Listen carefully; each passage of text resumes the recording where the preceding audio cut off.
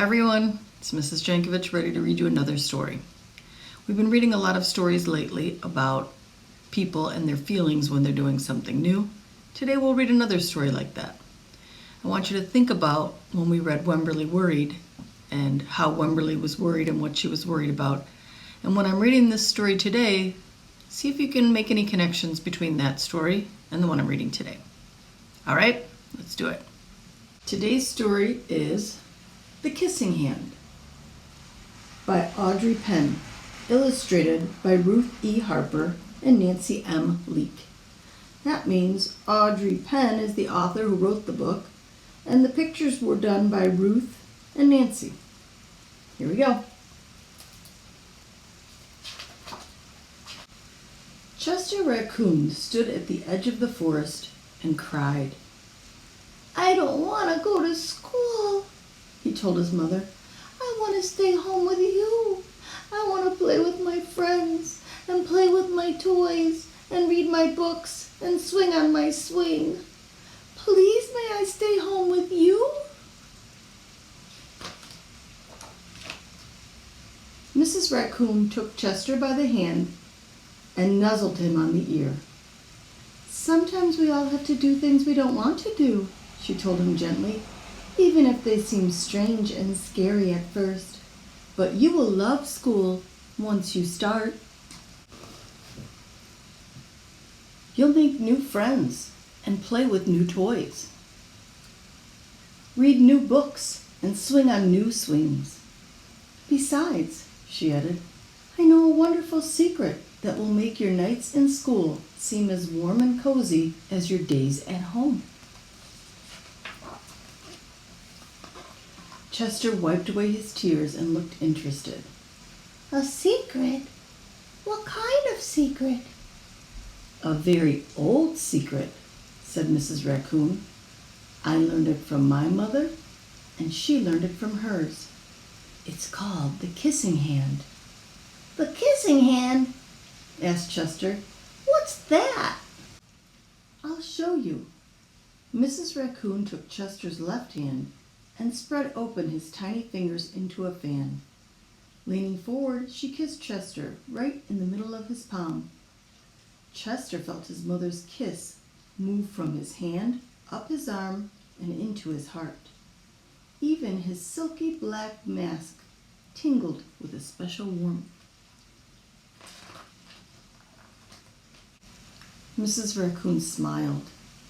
"Now," she told Chester, "whenever you feel lonely and need a little loving from home, just press your hand to your cheek and think, 'Mommy loves you, Mommy loves you,' and that very kiss will jump to your face and fill you with toasty, warm thoughts."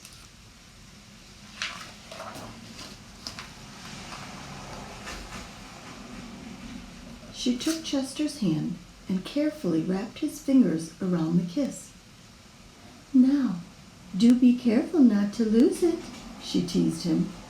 "But don't worry, when you open your hand and wash your food, I promise the kiss will stick."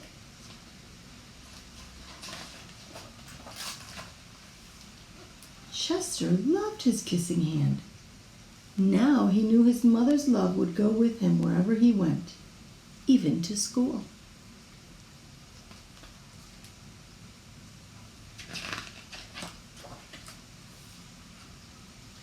That night, Chester stood in front of his school and looked thoughtful.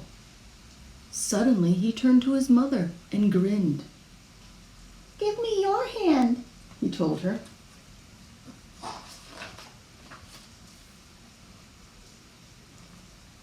Chester took his mother's hand in his own and unfolded her large, familiar fingers into a fan. Next, he leaned forward and kissed the center of her hand.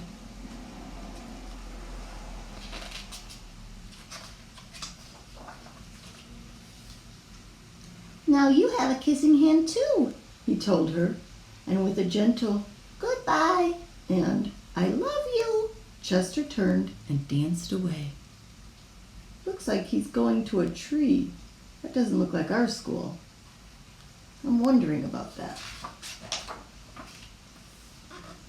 Mrs. Raccoon watched Chester scamper across a tree limb and enter school. And as the hoot owl rang in the new school year, she pressed her left hand to her cheek and smiled. The warmth of Chester's kiss filled her heart with special words. "Chester loves you, Chester loves you," it sang.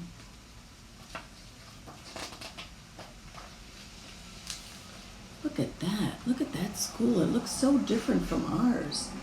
They're in a tree, and there's lots of animals. But I do see some books, and that's sort of like what we see in school.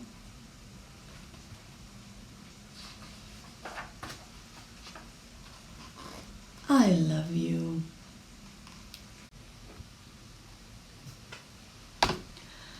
Wow, Chester's story was, in some ways, very similar to Wemberley's.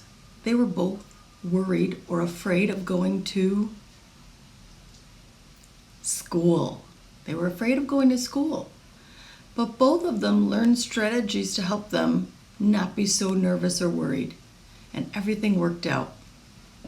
I hope you enjoyed the kissing hand today. We'll be reading it again, and maybe we'll do some fun activities.